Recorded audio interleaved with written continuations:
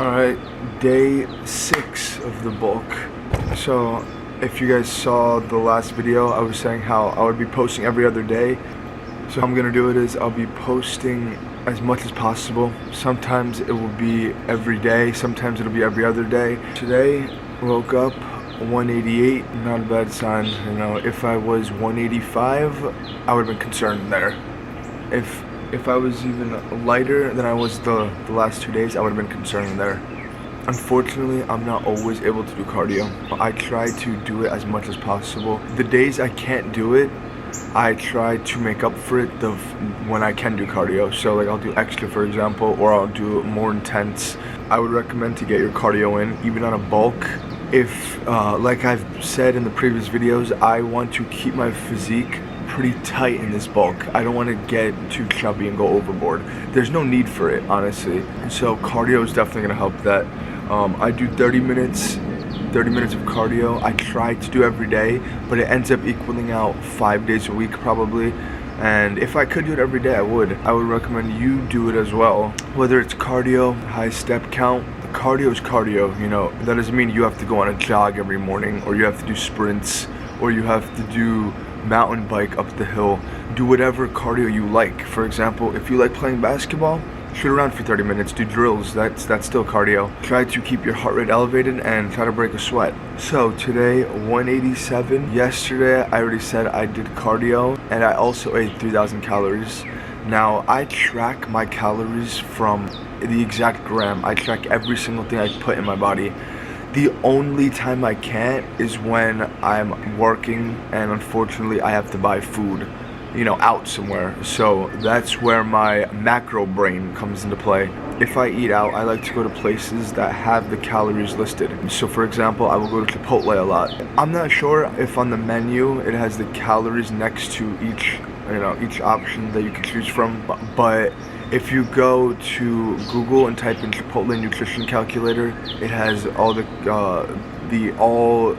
macros there: calories, fats, carbs, proteins, saturated fats, all of that good stuff, you know. And I keep track of my protein, my fats, and my carbs, and of course the calorie number. Yeah, you know. And say if I can't get Chipotle, I think I can still eye things out pretty good. Like sometimes when I was cutting, I would get Chinese food, chicken and broccoli. So I would just use my best judgment on what I think the calories would be, because that's the best I could do. But if I can track, I'm going to track every single thing I put in my body. Unfortunately, I can't carry my food scale around everywhere I go. I can, but I would look pretty off. Let's put it that way. I would look pretty off.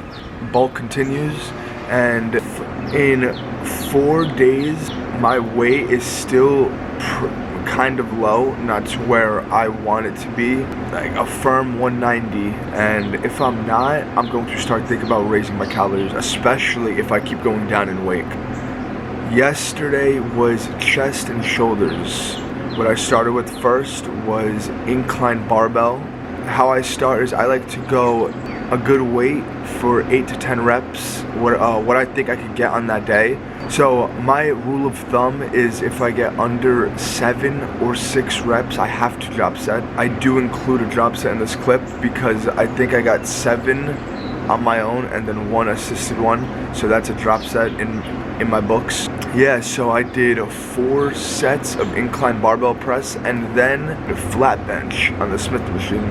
So for a while, I was only doing incline pressing, to be honest, for maybe 5-6 months, only incline pressing, trying to grow the top of my chest. But I started to include flat bench in my routine again. So I just like to prioritize incline. So most of the time, my first movement on chest day will be some sort of incline pressing. But anyway, for this flat bench on the Smith machine, I went and I did, I believe, 5 sets. And same thing, if I didn't get above 6 or 7, then I would do a drop set. And I do show more drop sets in these clips. After flat bench, I went on to do my decline flies. With the decline flies, I go from up to down. okay? You will see in these clips, I did 3 sets of decline flies, and then I dropped the cables down to the middle to do middle chest flies, nice squeeze in the middle. With these flies, I don't let my arms go all the way back because I feel it very much so like that, because it's always constant tension on my chest. So I stop my arms about halfway from, so say if I'm going all the way back, I stop my arms halfway from going all the way back. And to finish off the chest workout, I did incline flies from low to high. That's again upper chest.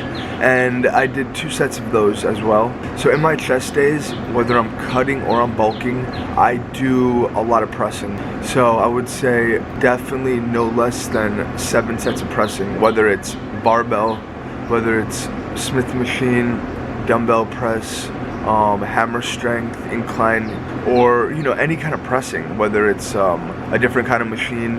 I prioritize pressing. Once I'm done with my presses, I move on to the flies, the squeezing movements. You're the strongest when you go into the gym. The most force that will be needed are in the pressing movements. As you're doing your presses, your strength goes down during the workout.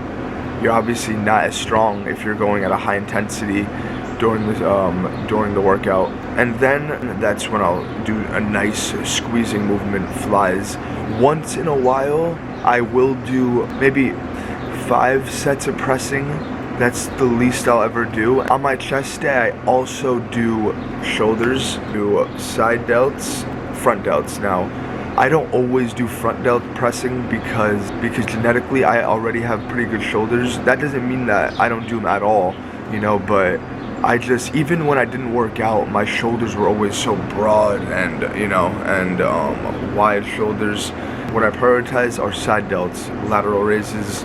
I don't even know how you call it really. They have a nice lateral raise machine at one of the gyms I go to that I love to use too. So basically I did 5 sets of lateral raises yesterday. In these clips you will see me doing my lateral raises on the cables. I do drop sets as well. Lateral raises, it's kind of hard to go to exact failure, but I just go until the burn is unbelievable. And if you saw my other video, I said how I do abs every other day and I do calves every other day, but sometimes I am not able to because timing, I didn't have the time to do calves yesterday, so unfortunately I didn't. But like I said in the last video, I've been doing my abs every other day and my calves every other day, the same amount of time for 5 or 6 months now, and both of them have grown a pretty noticeable amount. So that's just what I started doing. My weak body parts, I started doing extra. I started doing more often, I should say. I'm not able to show you my calf workouts, but what I do when I do calves, not anything less than 5 sets. I try to go to failure for calves. The same thing, it's kind of hard to know when you're at failure for calves because you feel like you can go forever. So I just go until the burn is there, until the burn is so painful where I have to stop. I show you my chest pump. I think my chest was looking pretty good here. Trying to get better at posing, because eventually I want to compete. Yeah, and the bulk continues. I'm so excited to put on some muscle for this bulk around. Next workout will be back day. Back, full back, lats, mid back, traps, rear delts, and abs. All right.